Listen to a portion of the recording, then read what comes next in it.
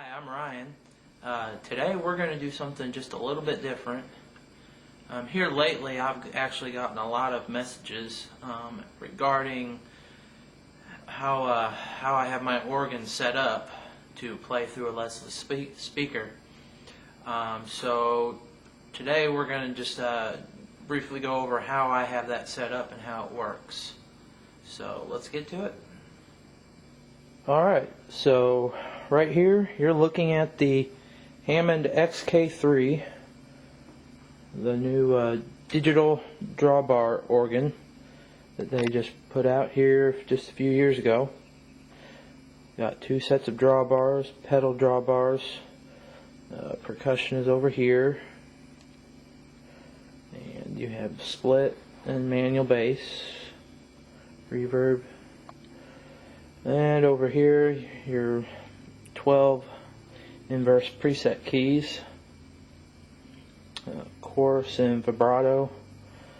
Looks just like the original rotary knob. And overdrive is over here, where you turn your tube amp off and on. And over here for your Leslie simulator. That's for the internal simulator. And here is the half moon switch I use for speed switching on the actual Leslie.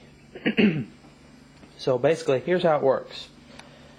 Okay, on the mono output on the back of the keyboard, I'm using mono 1/4 inch audio cable, and basically it's going down into this thing down here.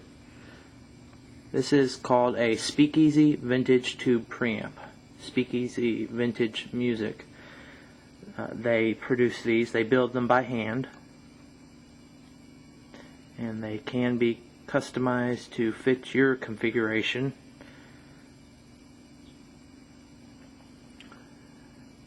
And here is the cable coming from the XK3. It plugs directly into the line input on the preamp. This is where you can. This was a custom mod actually that I requested. You can switch between your foot switch or your hand switch, and the hand switch plugs into the back right here. And on the left, I have a Type 147 Leslie 6-pin out. That's back when I was using the 44W Leslie. And on the right, if I can get this focused, let's see here. On the right is a 122 pin out. They have a special connection system that they use. Basically, this is a pigtail that plugs into the Leslie cable, the actual 6-pin Leslie cable. And so basically that's where the audio and speed switching signals are going out through this output here. And it goes through the cable and into the Leslie. So that's how it works. So that's the XK3. With the preamp,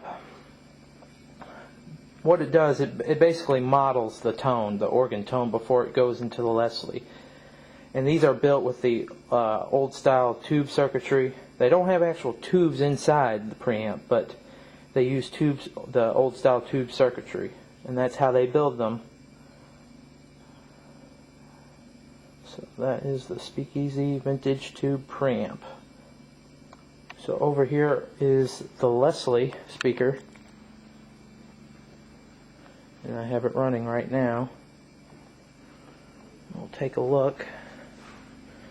So I'm not sure how well this is going to work. Okay. So this is the horn in here. And if you'll notice, I don't have an idler pulley. I'm using one of Speakeasy's new polymer style belts, and they were designed to eliminate the need for a idler arm. So that's the horn. Down here is the rotor, lower rotor, and the tube amp.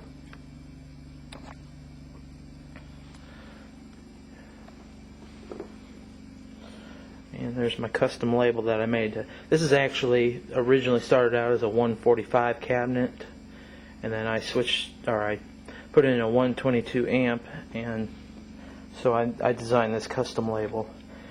And for you Leslie purists out there, I did mark that this wasn't an official ID tag, so if I should ever sell this, the next owner of this cabinet will know that it's not officially a 142.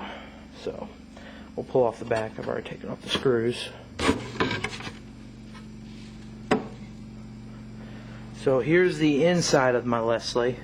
Got the 15-inch Jensen C15L woofer, and these motors are Speakeasy's replacement motors, and they have a sealed bearing, so no oiling required on these. And on the left here, this is a Caribbean Controls, also distributed by Speakeasy Vintage Music.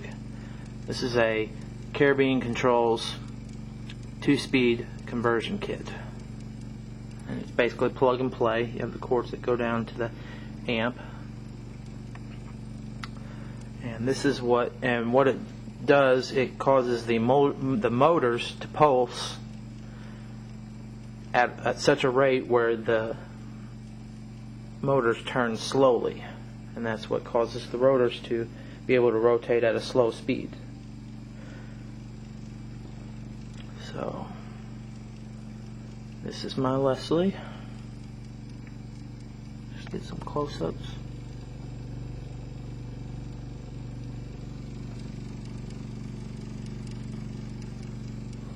Apologize for the mess of wires. I haven't had a chance to get in here to zip tie everything to give it a cleaner look. Just haven't had the chance yet.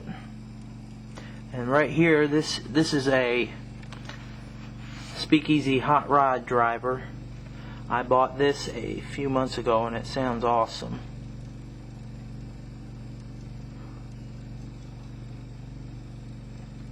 This is an optional stop foot switch input that it goes, or it's coming from, the wire is coming from the Caribbean Controls unit. Basically what this allows me to do is to plug in a foot switch or something that will actually stop the motors from turning. So you get the stop and fast, or stop or brake, however you prefer it. So you get stop fast operation. And I've actually got a switch on the way that will allow me to toggle whether I want corral or stopped rotors. And Bruce Waller from Ashby Solutions is fixing that up for me, so I'd like to give a shout out to him. Check out ashbysolutions.com and speakeasyvintagemusic.com as well. Thanks. Have a great night.